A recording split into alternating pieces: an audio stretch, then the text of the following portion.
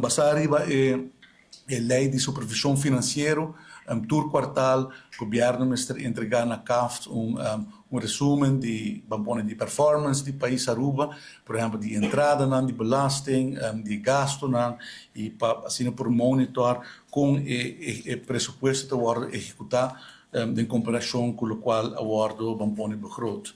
E nós estamos aqui também, aqui na tempo, como de que é importante para nos cumprir com o termino na colheita estipular e a gente aqui também. Dus é também over de execução do presupuesto 2025 no período de janeiro até setembro, e promete 3 quartais, e está para dar informação tanto na CAF, dus na Colégio Aruba Financial Toezicht, e também no Parlamento de Aruba.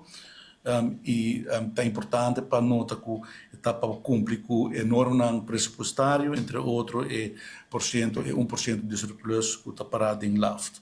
O setor coletivo está consistido de País Aruba, AZV, SVB, ATA, Selimar, Stichting EPB e Universidade de Aruba, no momento aqui. E a maneira de mencionar é a uitvoeringsrapportage aqui wordt entregado na tempo. O trabalho aqui está assim, bouw de guia e door do Departamento de Finanças, que já está compilar todo o dado aqui, em colaboração naturalmente com diferentes outras entidades nos países, maneira DEMP, Douane, DRH, DOE e entidades também do setor coletivo, maneira SB e AZV. Esse contém a cifra preliminar da administração central do país Aruba, e está dando agora também o resultado financeiro do país Aruba.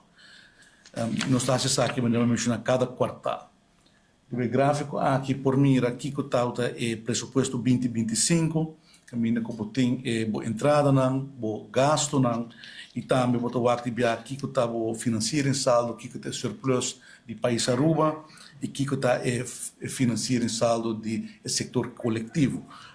Para o presupuesto 2025, agora aqui tem surplus de 1,2%,